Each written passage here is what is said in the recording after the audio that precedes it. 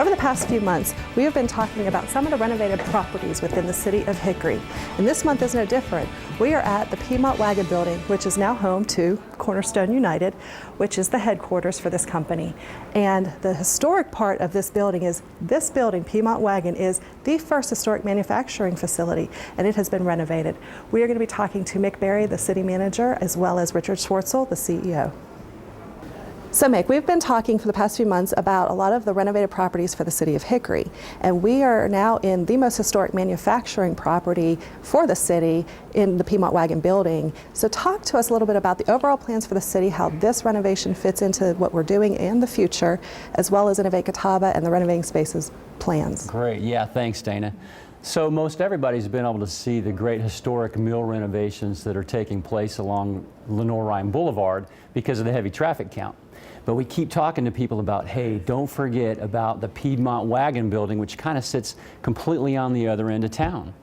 So the city's City Walk, that's part of the bond projects, contemplates connecting from Lenore-Ryan University and the Salt Block all the way down through downtown, past the renovated mills there on Lenore-Ryan Boulevard, and then has kind of a node here at the Piedmont Wagon building, which is completely on the other side of Main Avenue.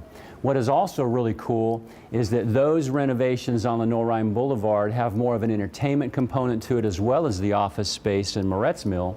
And yet here we see how an old mill has been taken and turned into completely an office space.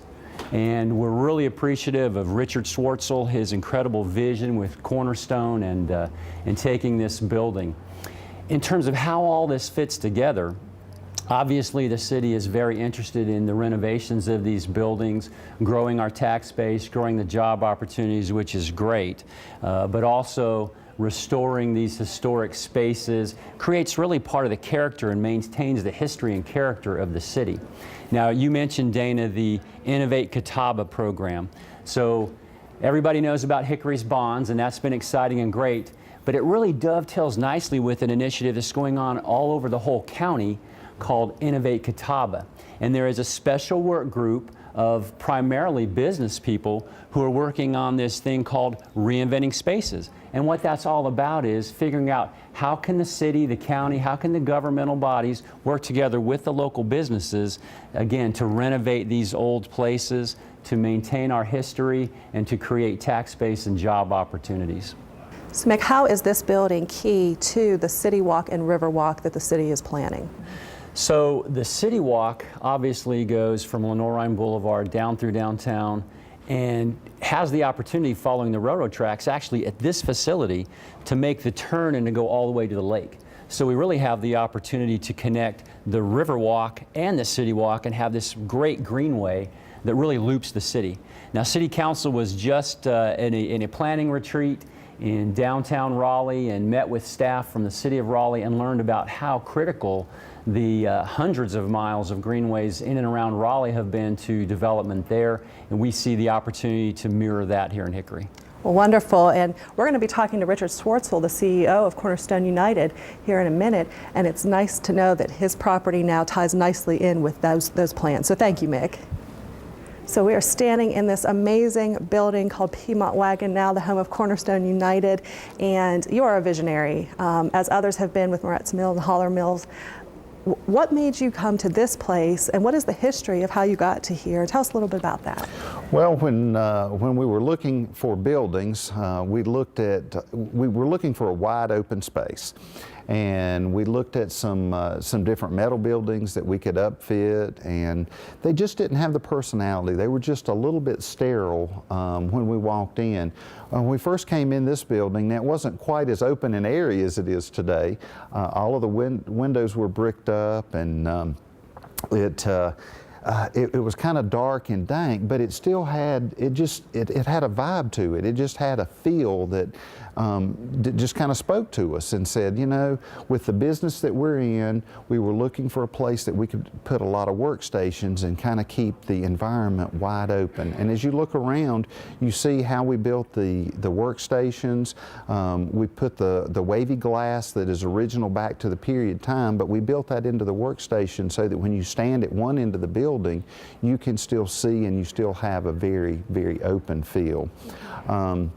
one of the things that we're most proud of are the windows that are in the building. They're amazing. We brought the glass in from Germany, and we were able to salvage all of the heart pine material out of the Shuford mill that had just been demolished up in Hudson. I don't think a lot of people probably would know that. And so we were able to capture enough heart pine. We found one window downstairs in the basement, and we used it as the pattern to rebuild all of the other windows that are now in the building. And there's a lot of windows in this building. There are it's very a lot. bright now. It's not dark any longer. It is. It's amazing.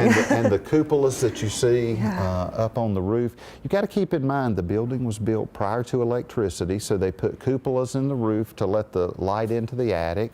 And even in the safe in the office area, they had a window in there so they could see. Wow. So tell us how your specific business and what you do fits nicely in this type of space with your employees and you. Well, some of it goes to the location of where this is in the city. This is now kind of in the outskirts of downtown. It doesn't have the street presence that a lot of businesses are looking for, but we work as a wholesaler of F&I products across the country.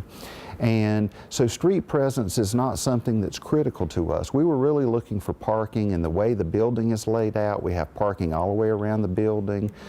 It's very accessible to the employees, and there's just a good feel once they get here. Mm-hmm. They look like they're enjoying their work, and they're all have camaraderie, and it seems like a very enjoyable environment, and not to mention it's a beautiful environment to be working in.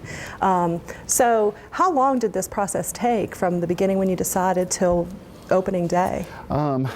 Well, it took about 6 months before we could begin construction.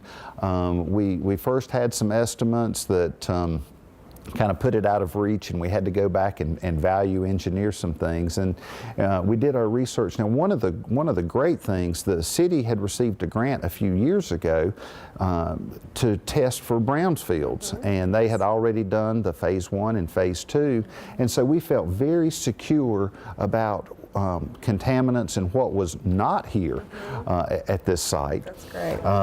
That enabled us to move forward on that. Actual construction started in about January of 2014, and we finished up right at the end of December. Mm-hmm. And so actual construction took about 12 months. Okay. No, well, it doesn't seem like in 12 months you could accomplish all that you have here and all that you've done. You know, we're definitely going to be showing the before pictures of this building and, of course, what you've done after. But thank you for staying in Hickory, for being in Hickory, for renovating this amazing building, and all that you guys are doing here.